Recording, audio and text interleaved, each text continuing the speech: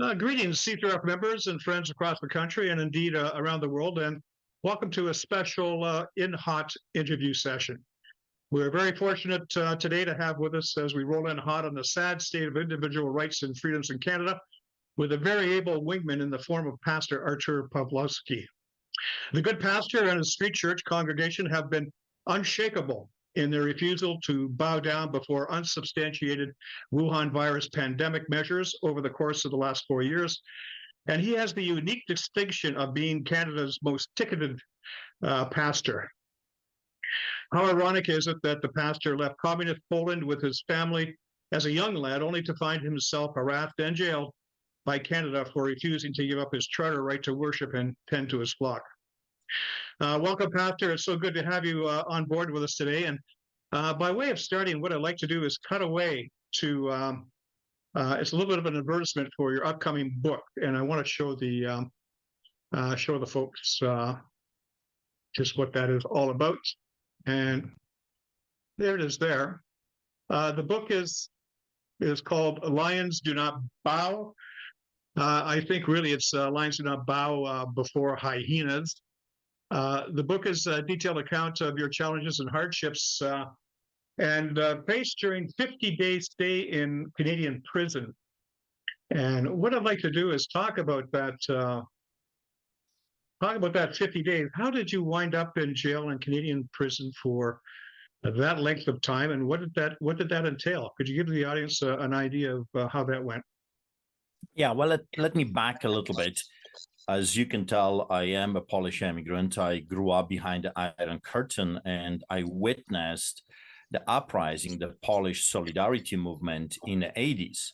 And I think that's very important for the people to understand that we immigrants coming to our beloved Canada, we have a different perspective on liberties, God and state given rights, because we grew up in hell. Quite often when people ask me, about my childhood and growing up behind the Iron Curtain, the one word that comes to mind is hell. Everything is controlled. Depression, suicide, alcoholism, no hope, no future. It's just horrible. No rule of law, no human rights. And also, I am a Polish immigrant, so Poland, of course, historically speaking, has a history of other people coming and attacking our land. Of course, during the Second War, 1939, the Nazis decided to attack Poland first. So I guess liberty and freedom is in our DNA. We as Polish people, we value those rights and we are willing to stand for those freedoms. Also, I am a Christian. And why this is so important? Because Jesus Christ was the biggest freedom fighter, if you will, that ever lived. He actually lived, was born, lived, walked among us, died, and rose from the grave for freedom, believe it or not. So we as Christians, we value freedom, and not just our freedom, but you also have a right to say no to God. That's your God-given right. You don't have to follow his commandments. You don't have to obey or do things he wants you to do. There are consequences to your actions, but you're free to make that personal choice. So we grew up in Poland where everything was completely controlled by the Polish government. I mean, everything, where you work, where you go to school, how much sausage you can buy, how much sugar amount you can have, a gasoline. You couldn't just go to a gas station and fill your tank. No. It was the government that was allowing you to buy so much, and that's it. They were food stamps, they were gasoline stamps. You couldn't just go to a store and buy whatever you needed. Every single day, it was hunting for necessities of life. It's incredible. Once a year, if I was blessed, twice a year, I would see a chocolate. So when I'm sharing my story and letting people know in the West what life looks like under totalitarian regime, and when I start sharing some of my stories people's eyes are getting big because they have a very hard time to comprehend what I'm saying, how evil you have to become to control every single little aspect of people's lives. But that's what we're witnessing right now. Implementations of little laws, bigger laws. It's like my son says, death by thousand bylaws. And is that what's motivating you, Pastor? Is that what's motivating you right now? Do you feel like Canada is headed back to the hell of your Polish youth? Is that what you see? 100%. I mean, there is no doubt in our minds, and this is not just my personal opinion. When I talk to people from the post-Soviet bloc, if you will, or from other countries that have a dictatorship, right away, we don't have to explain anything. We see it right away. This is a soft dictatorship. Don't kid yourself. The liberal NDP and conservative government, they want to control every aspect of your life right now. It's a big government, well fed, and the rest of us subjects or serfs or slaves. Social insurance number, we are paying now over 50% in taxes. That's craziness at the highest levels. During the era of the Middle Ages, if the king would raise taxes to 10%, he had a revolt because people said, "You're not God. You tithe 10% to the church," and the kings usually took 6-8% of taxes. But now we pay 55%, and somehow this is okay. Income tax, tax upon the tax, breathing tax, carbon tax. I mean, the list is so big, it's absolutely crazy. So yes, I see a repetition of history, and that's why I am very vocal. That's why I'm yelling and screaming, and sometimes I am using rhetorics that do not go very well with the Western Canadian politeness, if you will, when I call them Nazis, when I call them Gestapo. Why am I doing this? I don't have any other means to fight. The only weapon that I have is my words. So I'm trying to use language that perhaps will slap the Westerners in the face, and maybe they will pay attention to what's really going on from the mouth of a Polish immigrant or German. I have Germans in our church as well, and they say the same thing. This is Gestapo. This is no longer peace officer. We are dealing with Gestapo. What is Gestapo? Gestapo is a political police monitoring your behavior, your words, your dissatisfaction with the ruling party. That's exactly what we have right now with the Trudeau government. He's monitoring our speech. He wants to censor. He's deplatforming cancel culture. It's happening. So going back to your original question, I just wanted people to understand why I am so determined to push back, because I see this as a repetition of history. So when you become vocal right away, totalitarian regimes or dictatorships, people in power take notice, and they noticed me very early on. I started to be very influential. I had TV show, I was on the radio, I was writing articles all around the world, actually highly successful articles that year was that, sir? What year, what time frame was that you were writing articles and being on TV? That was 2005, believe it or not. And it was 2005 when the Canadian authorities started to harass us. So my ordeal didn't start with the latest lie.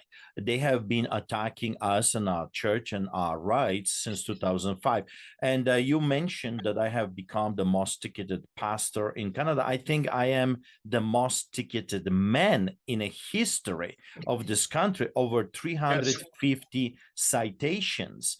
16 arrests and over 120 court cases, and still counting. That my ordeal has not ended. I'm still in courts, hunted down. My brother David was arrested with me 12 times. My son Nathaniel, 5 times already. Why? Because he dared to speak, to testify before the European Parliament when I was on house arrest. I spent about 2 years under arrest. 2 months in prison, 50 days in remand. Of course, I was in jail, in and out before. and then a year and a half on house arrest, 3 years of dealing with probation officers. This is insanity. This is Soviet style dealing with political dissidents or clergy that will not fall in line. So I was very vocal. I got tickets. I got arrested. I became the first Canadian in a modern history to be arrested for publicly reading Bible in 2006 without amplification in a public park to 6 parishioners. Not a big deal. And yet I was arrested by 7 officers charged with criminal offenses, and I faced a year of imprisonment. So I won. They kept harassing us, ticketing. I received tickets for giving free goods and services, believe it or not. I got tickets for illegal distribution of printed material, Bibles, gospel tracts. If you give a sandwich to a dying child on the streets of Calgary, you can go to prison for that crime. It's insanity. Bylaws after bylaws after bylaws. Red tape. So 2015, I win, and they were not happy. I won in a court of appeals multiple times. They left me be, and then 2020 showed up. And as you remember, I became the first Canadian to get this big lie ticket. And then I got millions of dollars worth of tickets, over 40 citations during that era. And they were coming to our church every single time. We were feeding the poor. And by the way, the first ticket that we received was again for feeding the homeless people during the time when the shelters were shut down and soup kitchens were deemed illegal, while abortion clinics were essential services, marijuana stores, liquor stores. So this double standard you see throughout of my ordeal. Fast forward, my record is over 120 police officers, 52 police cars, 20 cops on bicycles, anti-terrorists, special SWAT team, and chief of police at our church service. And I end up with 15 COVID tickets for that era. So for that day alone. Anyway, fast forward, they invaded our church building. That's where the Get Out Nazi video came from, which was watched over 1 billion times during the 2021 weekend. I recall that. Yeah. And they were not happy. They were not happy, so they came with a vengeance. They found few crooked judges like Adam Germain, John Rook, the Crook, as I call him, and David Gates, and they gave them the power to arrest me. And I was arrested multiple times. My brother David, and now is my son, 5 times. He has been arrested and charged. So I was charged with inciting people to come to church, officiating an illegal gathering, participating in illegal gathering, not wearing a muzzle, officiating an outdoor church, baptizing my daughter in a river, you name it. They came hammering us, contempt of court. Believe it or not, Adam Germain, that crooked judge in the province of Alberta, gave us a compelled speech order. I don't know if you heard about this. It was the judge that commanded us every time we talk to another human being, either in a church, media, he commanded us by court order to give us, to recite a script, a government-approved script about the COVID lie. I do recall that. I do recall that. That was absolutely amazing that you would think that they could compel your speech. As you went through all these tickets and court cases and arrests, was the government, the authorities, were they ever required to show proof to demonstrate that you were indeed presenting a hazard in any way? Did they have to show that in court? No. Never. Every single time evidence was used was from my live streaming or my own pictures that I posted, because I was never hiding what I do. My job as a clergy is a very public job, and it's being scrutinized, and rightfully so. What I do, I preach, which is live streamed online. And also I feed thousands of people to this day. For 25 years, I take care of the homeless people. So we feed thousands of people on the streets, plus we take care of the poor, single moms and poor families, and etc. So government has never come with any proof that we were endangering life or that we were spreading anything. There has never been, at least from their part, a requirement by the courts to force them to bring, okay, so Artur Pawlowski fed those people, because remember, my charges were very specific. They were specifically connected to my job as a church leader, as a pastor. So I was not charged with other things. I was always in the capacity of my job. So I preached at the rallies, I attended protests, I did my best to keep the peace, I advocated for peace. And by the way, my prison term, I spent for a sermon at the border. I was not blocking the streets. I was not advocating for blocking of the streets. I was there to do a church service, and I gave 19-minute sermon.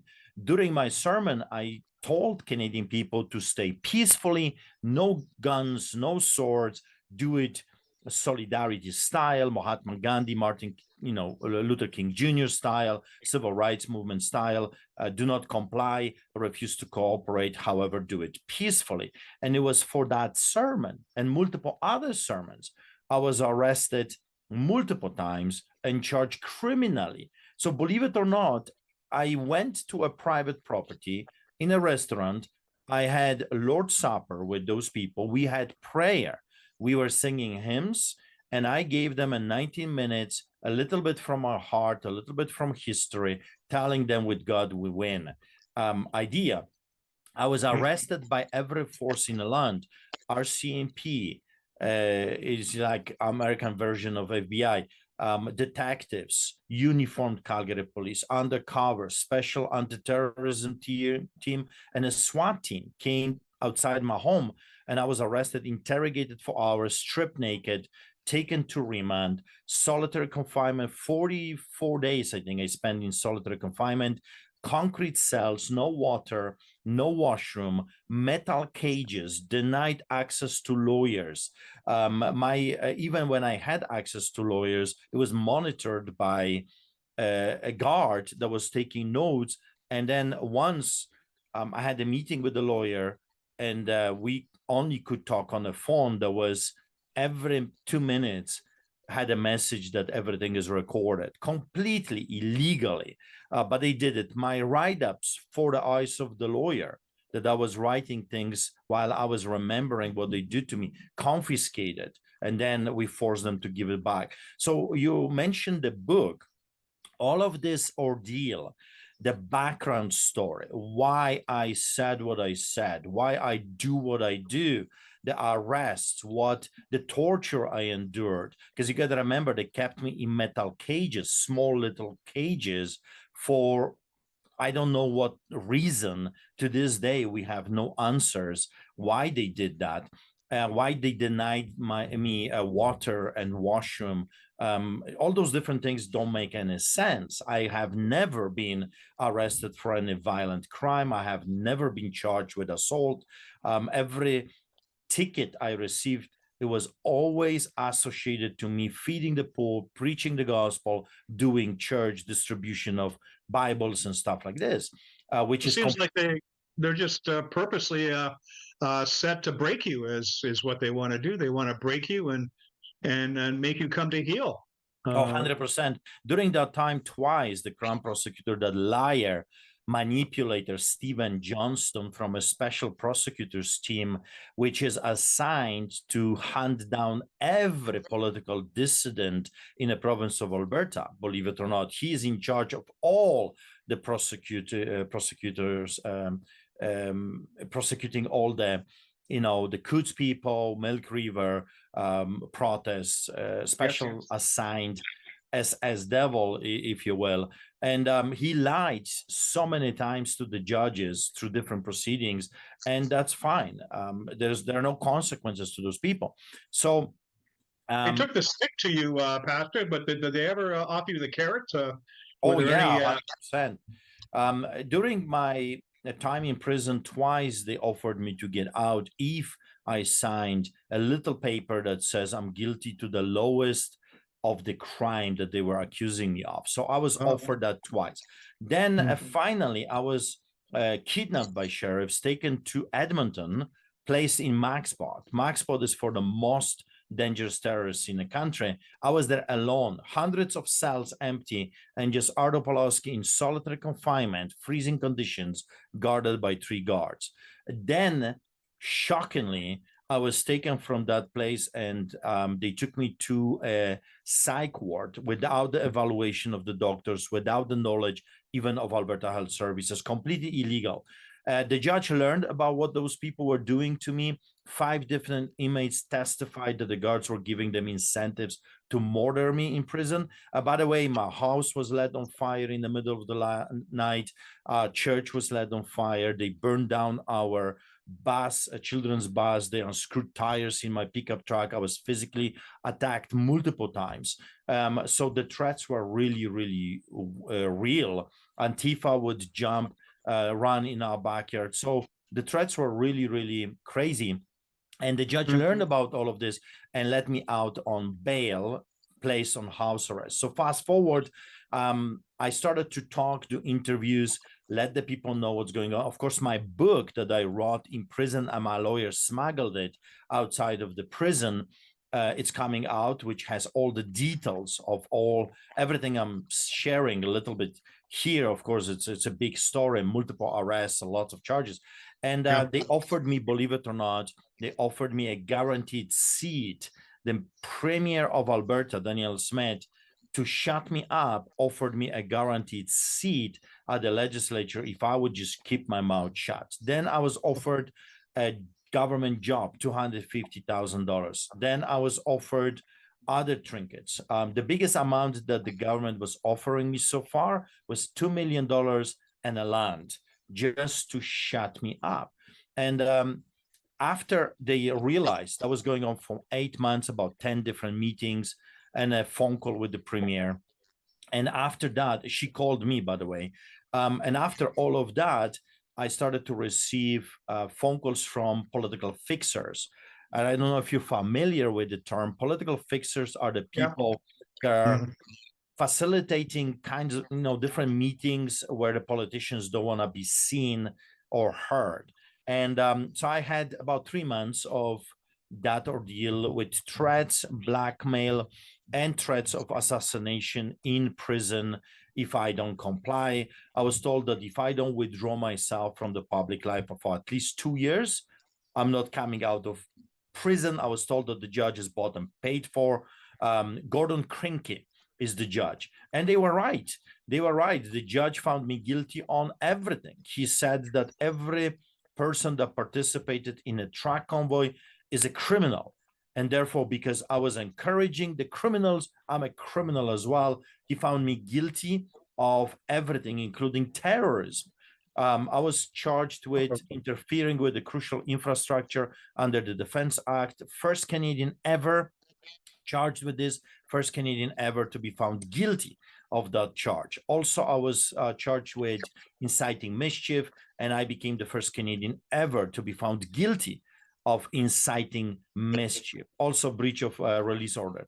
Fast forward, last September was sentencing, and because of international outrage, if you will, tens of thousands of phone calls and emails from people around the world, the Canadian government decided that they don't want to turn me into a martyr, and they sentenced I think they already have.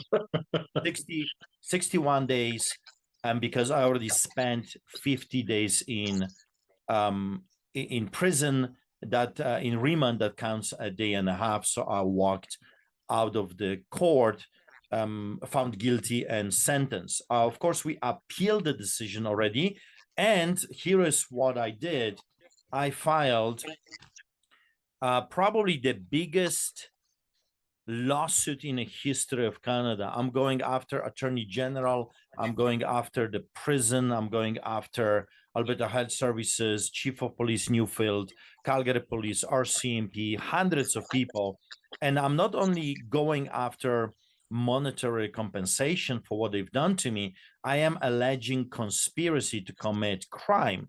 What we are saying is that those people conspired together to hurt me and my family. Of course, we have all the proof that they did it. And I'm telling you, We filed in December. We are presently in court. I already received phone calls that this will take 10 years, millions of dollars. They will destroy me financially. I should quit. There's no way I can win. So they're already scared. We did a press conference with the mainstream media, and when they heard the allegations, which are, of course, we will prove them without a shadow of a doubt, they decided to put a cap on the story.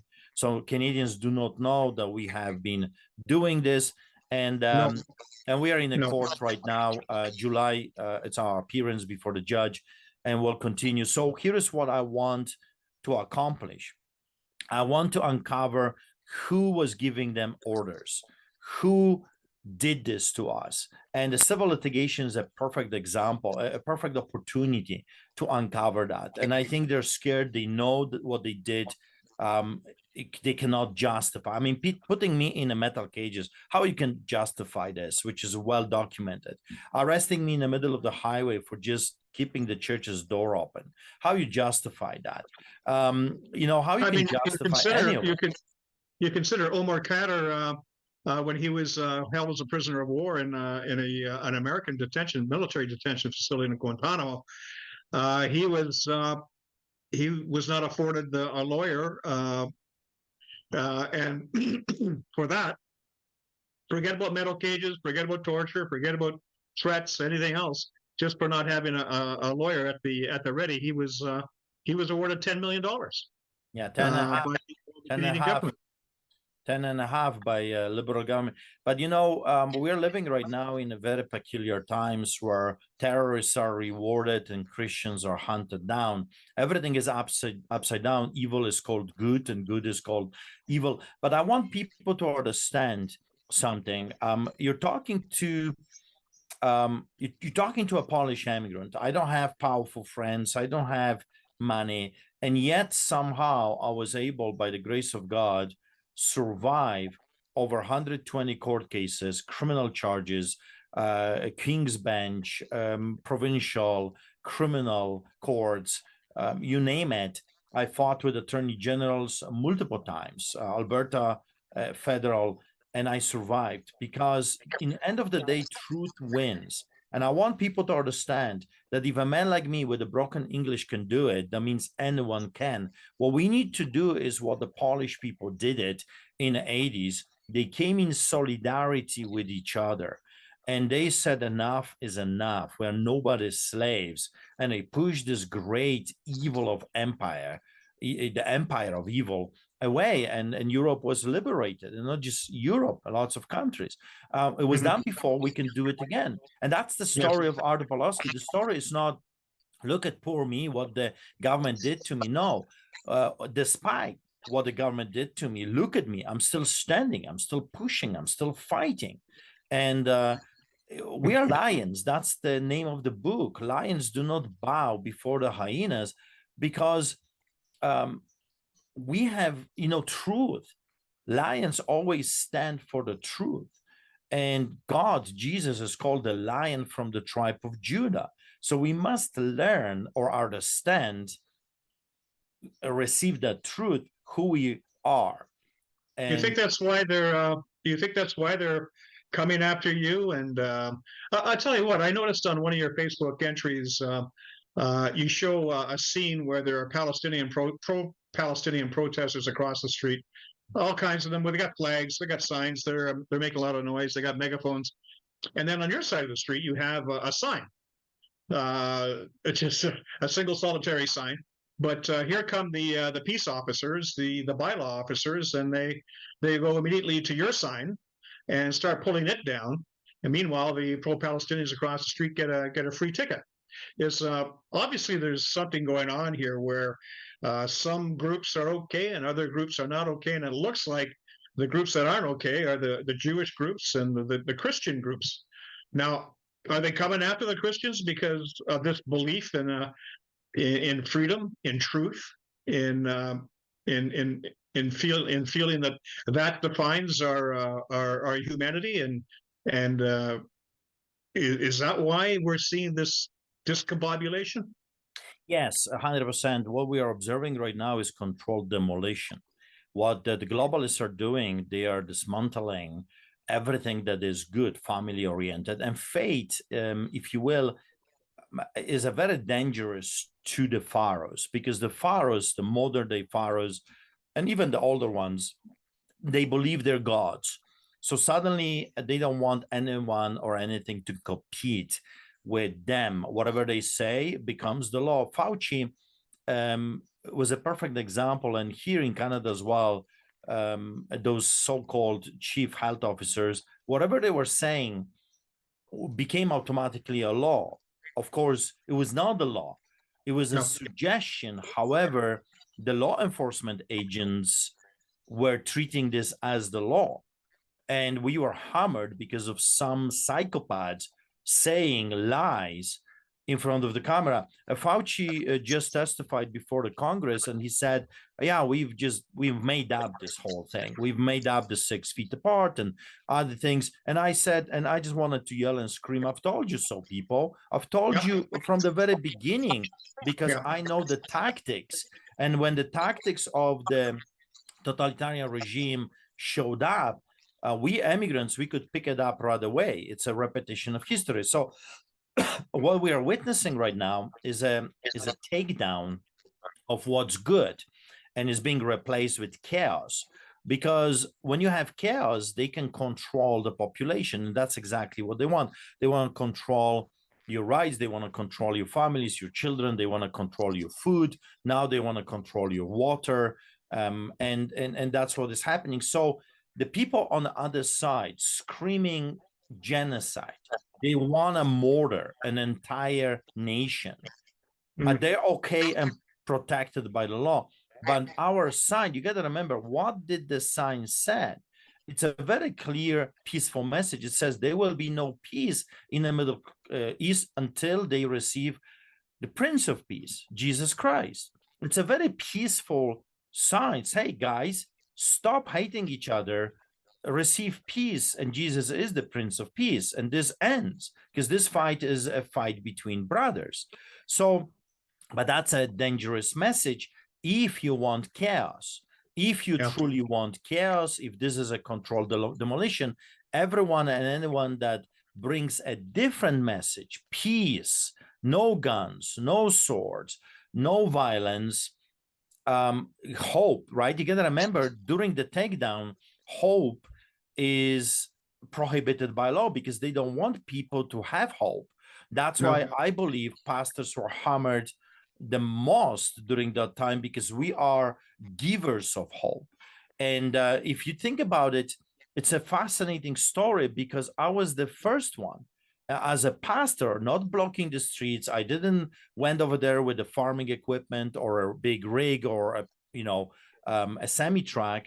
I went there just to conduct the church service. And out of all the truck convoy people, which about 2 million people participated in this, and there were some key players, they decided to arrest a pastor first. I was arrested as the first person in a truck convoy week before they arrested Tamara Leach and Chris Barber and others. A week before. Why?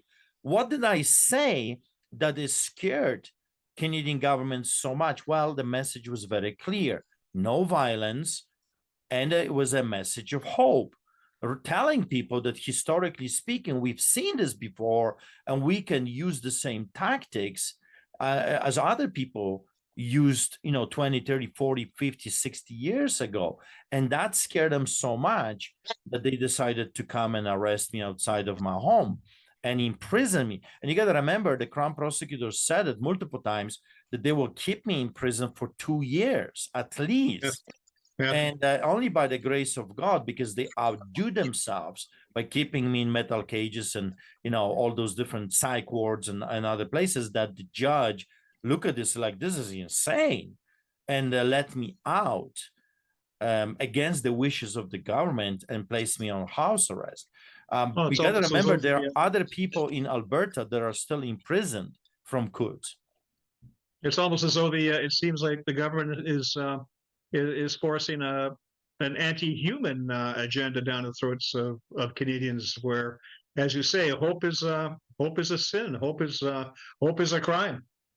forget about individual rights and freedoms as guaranteed by the charter, and that really strikes me is that the charter could be so frivolously and easily torn up and shredded, and is no longer. It doesn't even seem to be there anymore, even with our judicial system. Now, it kind of speaks to, you talk about the rule of law, which is in our preamble of the charter, along with the supremacy of God. And that seems like it's under full attack. That preamble that kind of sets the stage and the tone of the whole charter that follows, it's coming under tremendous attack. So this rule of law, we got one rule for you, and we got one rule for them. Is completely disintegrated.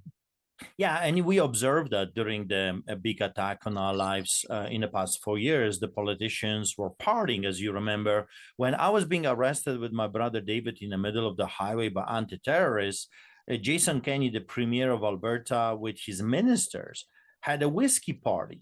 No social distancing, not wearing a muzzle. Yes, I remember that. At the same time, they were not even waiting.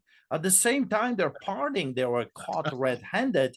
But of course, no one was arresting them. No one was ticketing them. But the pastor here with his brother, it was a takedown of El Chapo of Alberta, Al Capone of Canada. While our crime was just doing a church service, giving people hope in a time when people Black Lives Matters.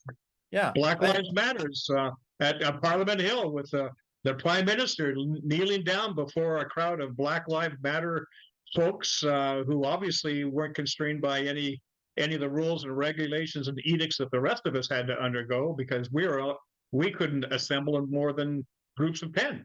Yeah, and I witnessed that. I witnessed that in Calgary. So when we were attacked without mercy for feeding the homeless, out of all the crimes that I have been committing according to them, they have chosen to destroy us because we were saving lives. And yet their rhetorics was, well, we have to do this to save lives. So how are you going to save 15 to 20,000 different homeless individuals when you will shut down the shelters and soup kitchens and will not feed them? How are you saving them, you people? And that's why we've lost thousands of homeless people died during that time because of what government did. But going back to Black Lives Matter, when we were hunted down, I went with my camera and I did reporting multiple times where we had 5,000-6,000 different individuals taking the whole downtown and marching, no social distancing. Most were not wearing a muzzle and were protected by the politicians and the police enforcement agency. Yes. So you cannot, in a society that stands for law and order, you cannot have double application of the law. A law should apply equally to everyone, but of course that was denied to us. So my beef with those people always has been the same. You people are lawless gangsters in uniform. You act like Gestapo. You selectively choose whom to target because of politics, not because of law and order. And to this day, I'm still in court. My appeal is happening September the 10th. I am in court this month and in November. So we are still fighting. We still ask people to come and help us. And if you want to do it, it's streetchurch.ca, streetchurch.ca. You can come and help us out, because their idea, the crooked government's idea is to bleed us. Their idea is, we're going to make it so hard and difficult for you that you will not be able to keep fighting us because of finances. Lawyers are absolutely crazy expensive, and they know that. They know an average person possibly cannot survive this attack on our liberties unless you can afford it. And I cannot afford it by myself. That's why we're crowdfunding. We're asking people, please chip in. We still feed thousands of people on the streets of Calgary, never stop. But on top of that, we need support for the legal bills, and the fight continues. I hope that the book will enlighten lots of people into seeing what's really going on in our country and how come this nation of ours our beloved Canada, that used to be known as the peacekeepers around Yes. the world, has become the aggressors. Mhm. How come we've turned so quickly from polite, tolerant, nice people into vicious animals that Yes. rat on neighbors because Yeah. they are watering flowers, as we see right now in the city of Calgary and in Quebec? It's unbelievable.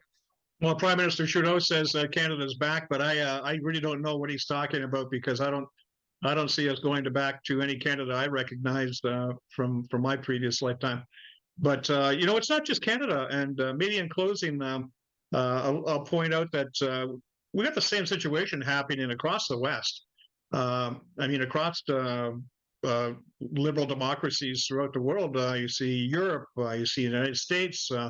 All of these freedom-loving peoples are under attack, and their way of lives are under attack with all these funny ideas. So it makes one think, what's going on here? Is there a wizard behind the curtain who's pulling all the levers? What do you think? Where's this all coming from? Well, I think there are two sources. First of all, we have to understand that we have walked away from God. Canada was built, the West was built on the Word of God. And it's very interesting because the founding fathers, the pilgrims that came to North America specifically, they went to their knees and they dedicated this land to God. They made kind of a partnership with God because they escaped persecution. If you know your story, famine, persecution in Europe, England, of course, was forcing people to be Mm-hmm. Anglicans, Yeah. and all those different things. And people came to North America trying to build a new world without persecution, where a man can work hard and achieve something beautiful and pass it to the next generation. It That's was under like an attack. exodus. Yeah, but the thing is that we started well. I think there was never a perfect nation, so don't get me wrong. We always, when people are, there is a problem.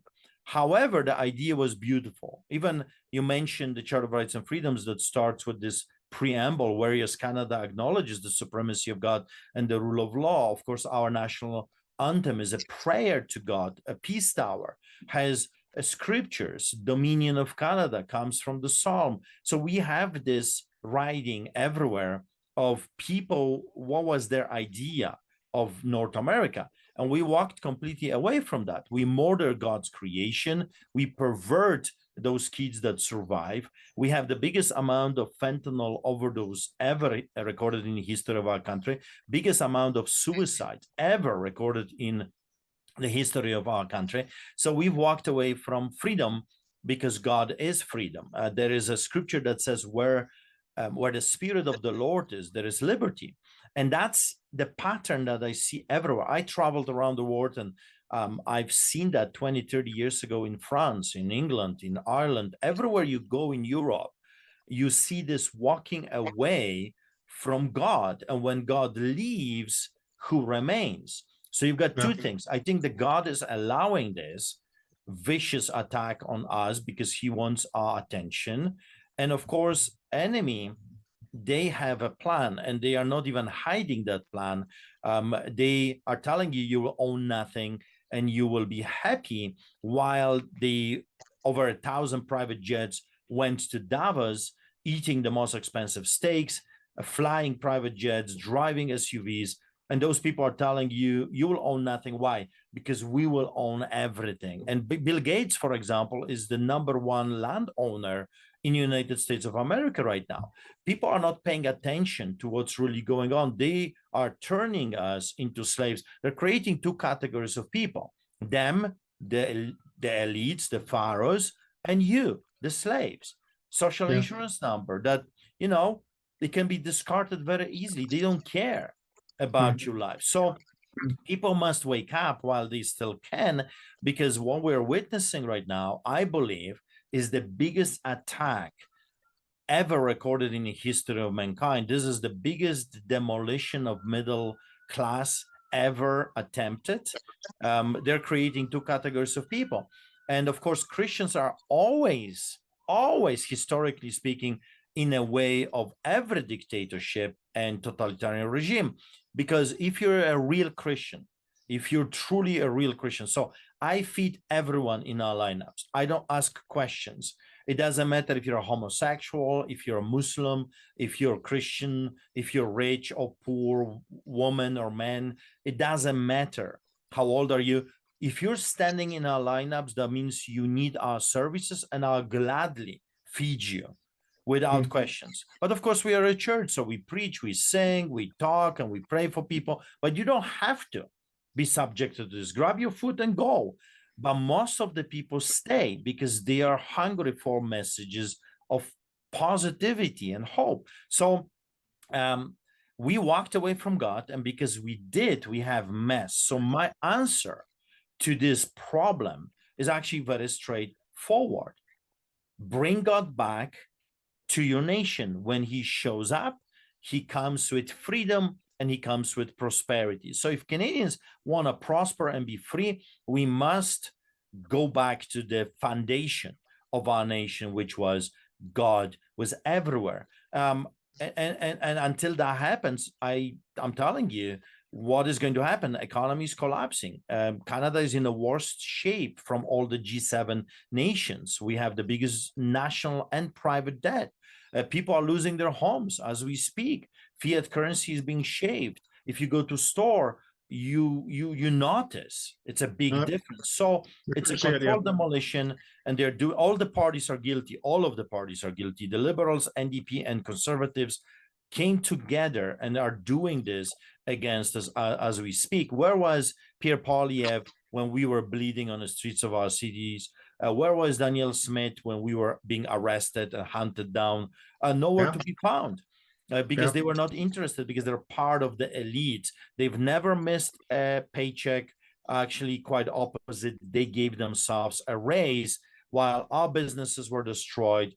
Our people were arrested, elderly murdered, children subjected to cruelty. All of those people are guilty. In my opinion, the politicians that were in charge from all the three parties during that time should be charged with treason. If I was your king, that's what exactly I would do. I would charge them with treason and send a message to the rest. If you don't follow the law, well, the law will follow you. Eventually, you will pay for your crimes. But people, I think in Canada, they don't want yet a man like me. I am too black and white. I see things only as good as or as evil, and I'm not for sale. I think that's the biggest shocker for the Canadian government. Because they are not used to a man like me. Normal people take bribes, normal people take trinkets, but I'm not for sale. I have been bought by the precious blood of Jesus, and Artur Pawlowski and my family is not for sale. So they don't know how to deal with that. You were giving you $2 million and you don't want to take? No, I don't want to be nobody's slave. I don't want to be a puppet in your hands because the only, I need funds. Of course I do. However, when you donate to our ministry, no strings attached. No strings attached. I'm nobody's slave and I'm nobody's puppet. So my Jesus didn't die on the cross so you can enslave me. But they don't understand that because they are slaves themselves to some other puppet masters. And they think that everyone is just corrupted and crooked like them. I think society is not ready yet for people like us. I think we have to wait a little bit longer when everything crumbles and comes down, and perhaps from the ashes, we will be able to rebuild our beloved Canada. Because I'm telling you, if I had the power, I would turn Canada into Saudi Arabia if it comes to prosperity. We have resources. We got everything your heart desires to be the most prosperous nation on earth. But our politicians, it seems like we're purposely taking those possibilities off the table. We can't use our resources the way we should be using them. But you might make a lousy politician, but you're a great inspiration, Pastor.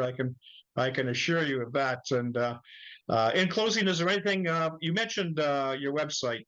Could you mention it again for where we could go for donations and to get spun up on what you're doing? Yes, streetchurch.ca, street because we are on the streets, and that's our core ministry. We feed every single week thousands of people on the streets of Calgary, and not just the homeless. We have, of course, we are taking care of other people as well. Streetchurch.ca. And in closing, I just wanna close this way. Remember that we have already won. The enemy just doesn't know it yet. Do not Yes. live your life in depression or despair. Remember that when you live your life with God and you have family and friends, that's pretty much what you really need. Form a community, love one another, support one another, especially because tough times are coming and you will need that community structure. And remember that historically speaking, truth will win. And I would say to you, we have already won. The enemy just doesn't know it yet. We know how the story ends. We've read the book. We know the ending. So don't lose hope and be a good person, because one day you're going to stand before the living God, the judge of judges that does not take any bribes. And we're all going to be accountable for everything we said and everything we have done. So be blessed, stay strong. And remember, lions do not bow before the hyenas. We eat them for breakfast. Okay. With that said, very much thanks for this, Pastor, and all the best to you and your church as you move forward in this fight. Thanks again. Thank you. God bless you.